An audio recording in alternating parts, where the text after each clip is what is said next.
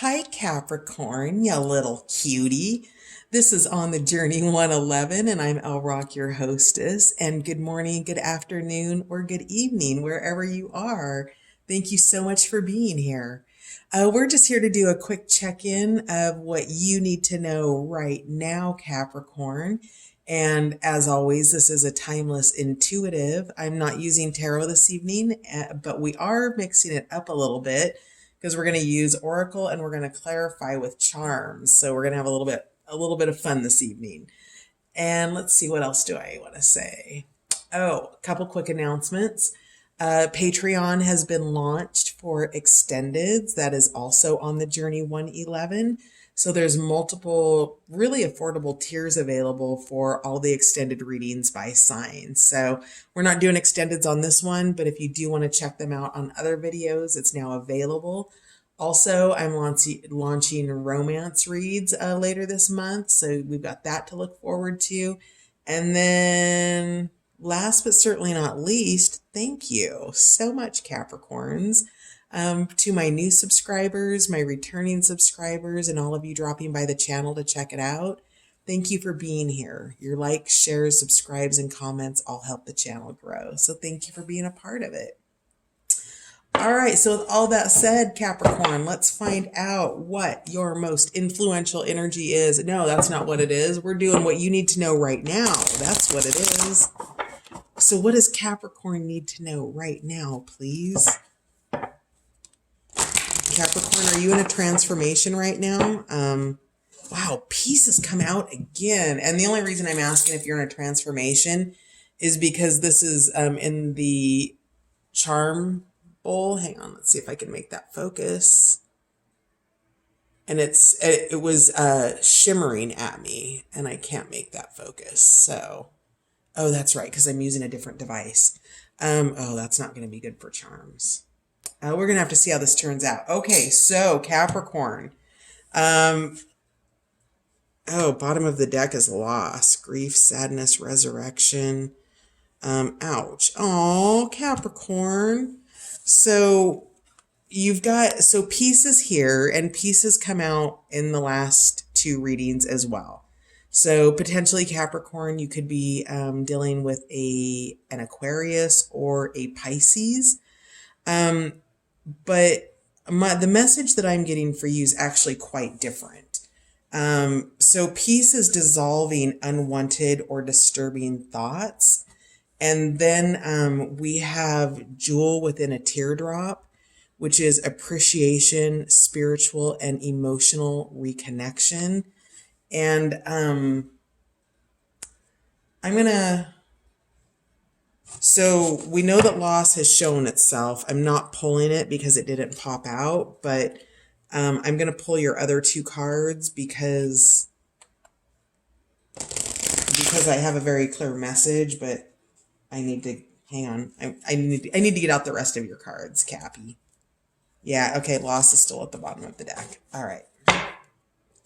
So let's see what our other cards are. Ouch. Okay. So Capricorn, we have Moonlight Goddess, which is repressed emotions, healing, and reflection. And then we have Temptress, seduction, deceit, a broken promise. And then we have Eternal Dance, movement, will of life, path of least resistance. All right, Pisces, or not Pisces. Maybe you're dealing with a Pisces, Capricorn. So Eternal Dance, I'm going to put you up here. And then I'm pressing pause on the camera for a minute because there's a really specific message, but it's actually a message I need to read. So one moment. All right, Capricorn, welcome back. So when I was doing your pre-shuffle, Capricorn, I actually wondered if the peace card was going to come out again because it flashed itself to me like 3 times during pre-shuffle.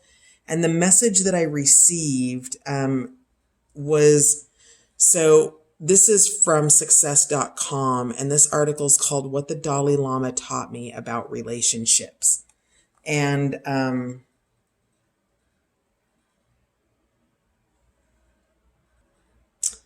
Okay, Capricorn, I'm just gonna read. So, do you know who your sacred friends are? They're probably not who you think. One day, many years ago, I asked myself if I could talk to anyone on the planet and ask them any question I wanted, who would I want to talk to, and what question would I ask? After a few moments of considering this, I realized the person I most wanted to speak with was His Holiness the Dalai Lama. I'd heard him speak before in a stadium filled with thousands of people willing to sit in the nosebleed seats to hear him speak, and I was very moved by his message. I knew that for more than 40 years, the Chinese government had been actively working to destroy Tibetan culture. As the Tibetan leader, the Dalai Lama fled his homeland at 14, and he went on to tirelessly travel the world for decades promoting peace, eventually earning him the Nobel Peace Prize. Even though the Dalai Lama lost his land, many of his people had also been tortured and imprisoned for years. Tibetan temples that had been there for thousands of years were destroyed, but I could hear no bitterness or anger in his voice as he spoke to the audience in the stadium. How do you do that? I thought. How do you go through what he has gone through and not have any bitterness or resentment in you? How do you do that? I thought. How do you go through what he has gone through and not have any bitterness or resentment? I dreamt of being able to sit with His Holiness the Dalai Lama and ask him that very question. Several years went by before I received a call from the offices of Tibet. They offered me an opportunity to go to Dharamsala, India, the Dalai Lama's home in exile, to meet with His Holiness. Naturally, I said yes. I finally had the opportunity to ask him my question. First, though, I had to be interviewed to see whether the group I represented would have the opportunity to facilitate 3-week-long meetings with the Dalai Lama and other world leaders to discuss how to solve the world's most pressing problems. I flew to India and sat with the Dalai Lama for the interview, and to my joy, he selected our group. I would have the privilege of working with him over the course of 7 years. Once the interview was over, I said to him, "May I ask you a question?" "Yes," he replied. "I've heard you speak in large stadiums. I've read your books, and I know that you, your people, and your culture have been through a very tough time. For 40 years, this has been going on, and yet I can't find any resentment in anything you share. How do you not have any resentment in you, considering what you've been through?" His answer revealed a profound truth and his life-changing spiritual practice. The Dalai Lama looked at me and said, "Everyone has friends. We all have friends. Friends easy love, easy forgive. But we have our sacred friends. Sacred friends, very, very difficult. Chinese government, my sacred friend. Not Chinese people, Chinese government. Chinese people don't do this. This is Chinese government that do this. The Chinese government is my sacred friend, because without the Chinese government doing what they've done, I would never have had to evolve my heart to be bigger than the pain they bring." He also revealed that there is a particular practice he uses that helps him generate love in him that's bigger than any of the pain that comes his way. As you look back over the landscape of your life, you'll notice that when you think about certain people, circumstances, or situations, there are thoughts such as, "That wasn't fair," or "I wish it happened differently."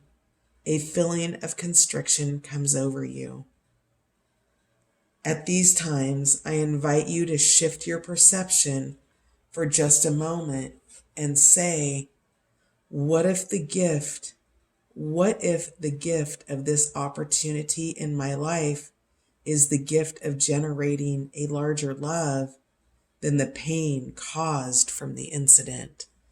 So, my beautiful Capricorns, I'm not going to finish the article, but if you want to go finish it, it is at success.com, and it is titled What the Dalai Lama Taught Me About Relationships, if you want to go finish the article.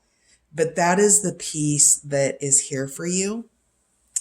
And the reason that it's here for you is because there has been a great deal of deceit, broken promises, loss, heartache, repressed emotions, and a deeper understanding that's bringing you peace, that whatever this situation was that brought loss, this is devil energy, right? The temptress.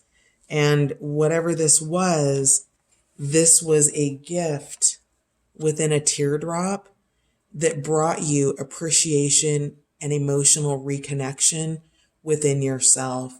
It taught you how to love at a deeper level, Capricorn. And with that is the peace that comes with being able to understand that the sacred friendships, the ones that are the most difficult and the ones that test us the most, are the ones that help us to love the deepest, to find that place within ourselves that goes beyond. And that is what you need to know right now, that this has been a sacred friendship for you, whatever this was, this temptress, this loss situation, this apprehension that you have. But you have the gratitude here with the jewel within the teardrop, the appreciation, this spiritual and emotional reconnection. And you're healing and you're reflecting here with Moonlight Goddess.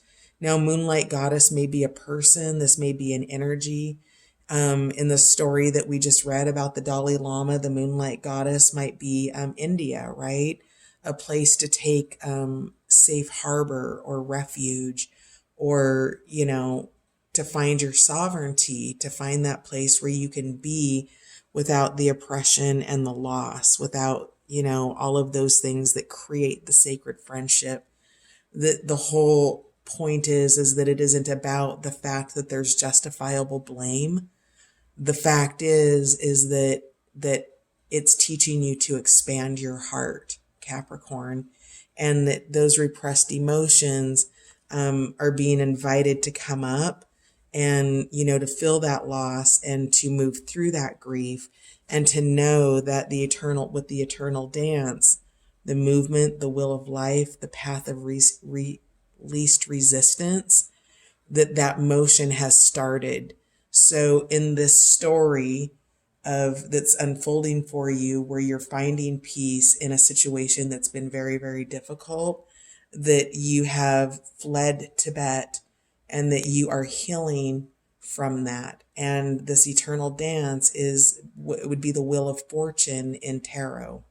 So that wheel is moving, and it's bringing you peace, that you have gratitude and appreciation with all of the healing that comes from the reflection of this.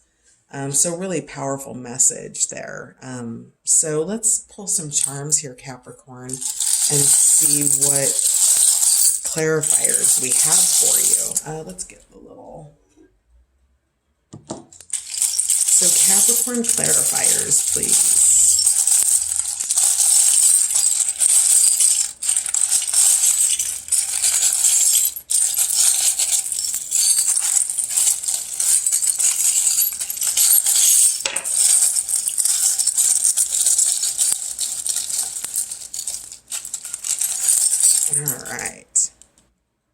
All right. So that's way more than I wanted. So a screw fell out over here off the cards. This is, holding things in place. It's stability. This is a greater level of strength.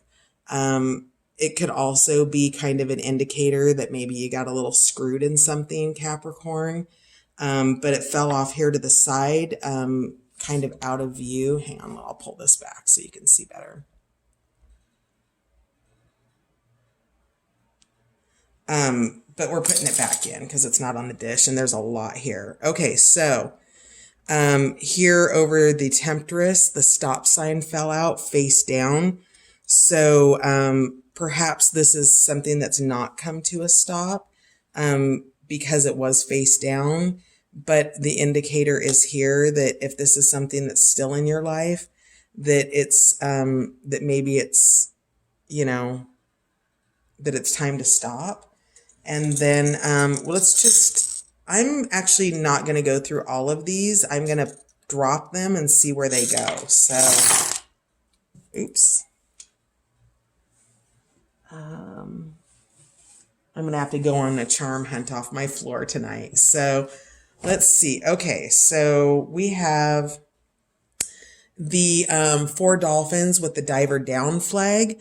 Now, the diver down flag is, it's not the universal one, but it is an indicator that a diver is underwater and to take precaution. And then we've got the dolphins here. And so, you know, I feel like the dolphins here are as a form of protection. It fell between Moonlight Goddess and the Peace.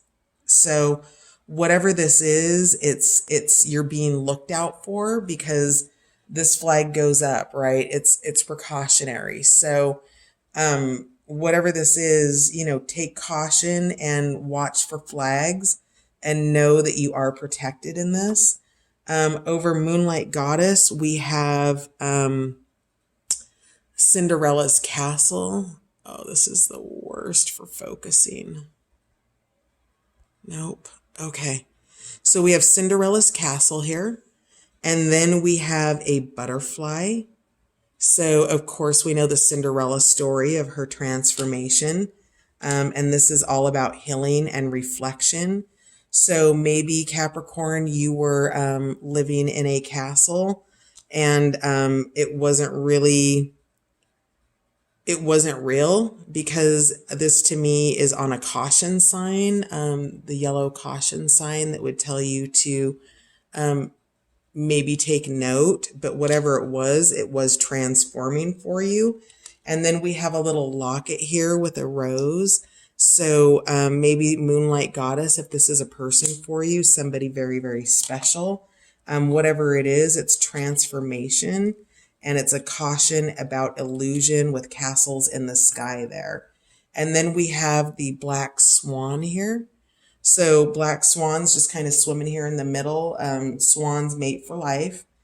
What else do we have? We have Bandito, the little cactus Bandito with his hands up. He is face up, so he's got his guns around him and he's got his little prickly cactus, but he's frowny face with his hands up, right? Like he just doesn't want to fight anymore, but he still has the protection of his, you know, little cactus thorns there.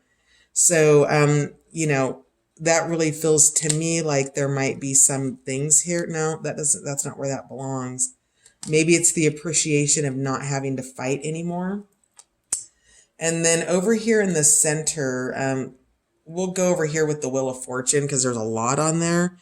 But what didn't land on cards is that we have a diamond and a little, this is no in some cases, but it's not coming out here. It's coming out to me now as something that's unique, like a fastener, something that keeps things together, you know, like a button, and then it would go through. It's not that, but that's what it's coming through as.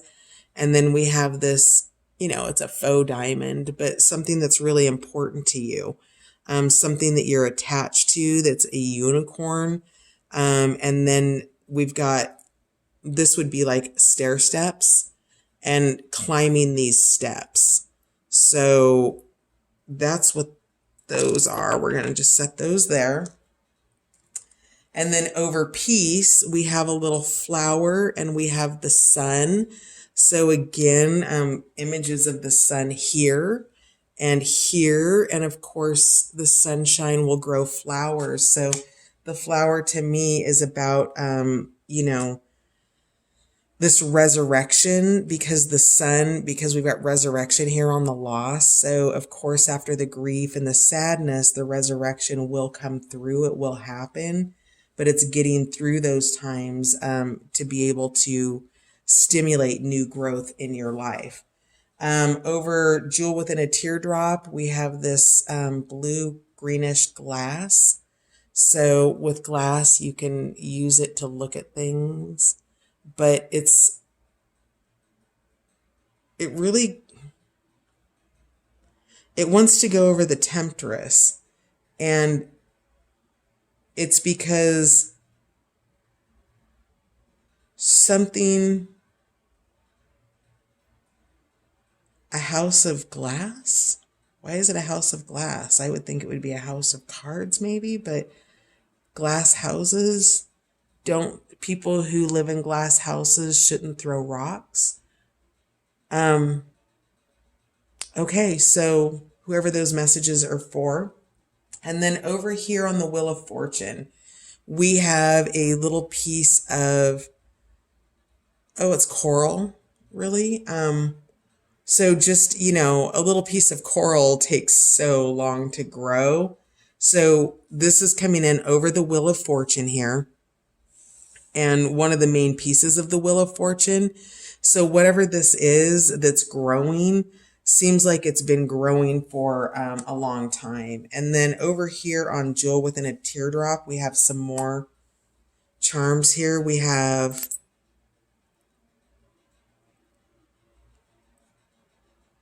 Just Married. Is that what that is?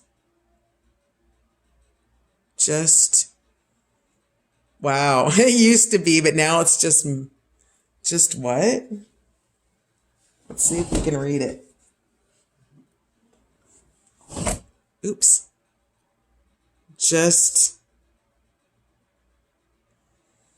It looks like just moo or just ma or just mad or just something, but maybe this was a marriage that has ended in deception, or a relationship that has ended in deception. And that is the sacred friendship potentially. But this card is about appreciation, spiritual and emotional reconnection. So, there's something really beautiful, coming out of whatever it is.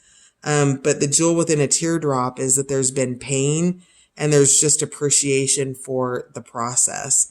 So we have here the city with a heart going through it.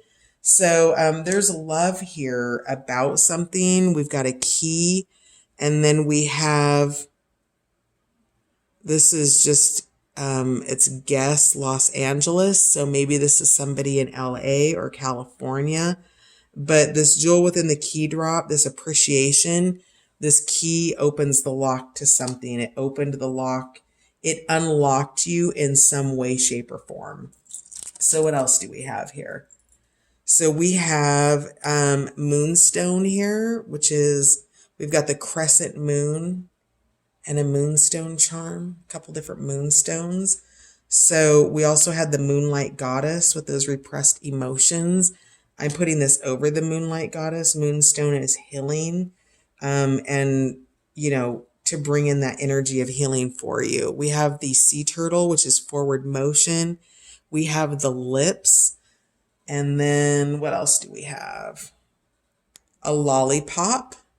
So lips and a lollipop. Maybe there's something really sweet that you're heading towards. Something new in your life, something fresh, love related, not love related, doesn't really matter. It just, it's sweet, whatever it is. Oh, here's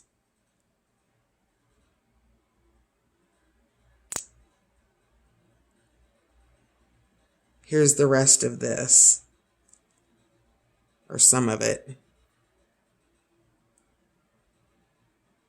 Oh, it doesn't matter. What do we have here? We have a coin from Thailand, I believe. So we have a temple here. So, this is with the Wheel of Fortune. This has probably been a spiritual journey for you based on how this started out with the messages of the sacred friendship coming through even before the reading. But, visit the temple of your heart and dig into that. This has been a sacred journey for you. I'm putting this over the Temptress because of the sacred friendship with whatever this has been for you. And then we have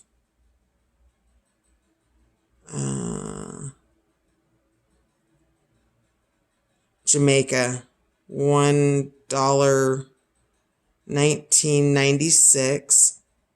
And then we have the excellent, I can't read it. The excellent something. But we have Jamaica in the house here. We're putting that over peace. And then we have the heart, which is love. That to me is self-love right there.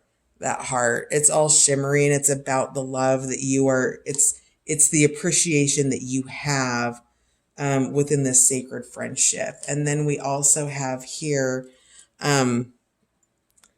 this ring is, to me, it's symbolic of, higher levels of commitment, but you can't really see it in this particular camera, but there's a twist in it.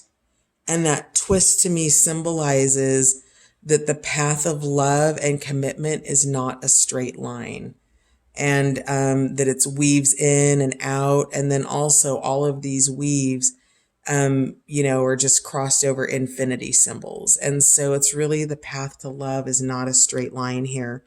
And then we also have, I believe this is from Bermuda. So we definitely have some island energy in the house with Bermuda, Jamaica, Thailand. There's islands in Thailand. And then we have this, this red diamond here. So maybe you play cards, but several symbols of diamonds. We've got the red diamond here. I'm hearing blood diamond. Wow. Okay. So, with this just married, maybe somebody's going through a divorce and, blood diamond here. So, this is, really, I can tell here. Oh, and then we've got, a billiards ball. So maybe you play billiards or somebody does, but it's got the number 5 on it. 5 is the symbol or the number of change. And I'm going to go a little bit deeper here, Capricorn, because your message is a little bit heavy. So while you do have peace in the Wheel of Fortune here and appreciation and healing and reflection, it's still a heavy energy. So what you need to know is, that with this sacred friendship, that this was brought into your life, whatever this loss and this temptress and all of this pain is, that it was brought into your life to open your heart more. The sacred friendship. So, can we get some messages for what Capricorn may benefit from surrendering right now, for what they need to know right now? What can Capricorn surrender right now? I'll take that up off the floor here in a second. All right. Surrender negative thinking. You have control over your thoughts. When negative thoughts surface, say, "Thank you for sharing," and quickly refocus on positive affirmations. So I see the value of this right here, because on each end of this reading, you have loss and you have appreciation. So the jewel within the teardrop, right? The precious within the pain. And this loss, this grief, this sadness, and the resurrection that comes with it brings with it appreciation. So when Capricorn, you're swinging into negative thinking and going into grief, if you can also go into gratitude and try to counterbalance that. So Surrendering negative thinking, the way that you can empower yourself is when those thoughts come in, just, you know, thank you for sharing and move on with your day, move on with your life, move on from the thought. So anything else that Capricorn will benefit in surrendering right now, please? Capricorn, right now. Surrender to creativity. Let your imagination soar. Stay open to all creative ideas about how to pursue a dream or solve a problem. So that is very much this Wheel of Fortune. So, there are going to be creative things that come into you, things that are reflected back to you. We've got the butterfly there again. You've had several appearances of butterflies here. But let your imagination unfold with your possibility. And then finally, surrender obsessive thinking. If you're obsessing about a person or situation, turn the dilemma over to spirit. Doing so will help bring you clarity or even solve the problem. So, just whatever it is that's on your heart, that's on your mind, that's repeating. I'm seeing like 8 of Swords, 9 of Swords in the tarot. I'm seeing that stuck in the mind energy, the suffering, the grief, the pain, the agitation. Just if you can release those and find something good, find something positive to focus on, find your creativity. At the bottom of the deck, we have surrender your ego, cultivate gratitude, be of service to others, and come from your heart. A big ego can work against you, but humility will further your goals. So, I can tell here that you're going through a tough time, Cappies. So just know that I'm sending you my love, that peace is here. It's a journey, and your gratitude, cultivate gratitude and appreciation, because this is what brings that positive reinforcing energy of creativity and will help move you out of the energy of the sacred friendship and embrace the love it has brought for you versus the difficulty in the sacred friendships. So that's going to do it. Another bottom of the deck, surrender the idea that you can fix someone. It can't be done. It's time for a relationship to shift. It doesn't work to try to fix someone. Each person must be accountable for his or her own healing. Okay, that's going to do it for now. That's what you need to know right now, Capricorn. You're going to be okay. You're going to make it through this. This too shall pass. Bye for now.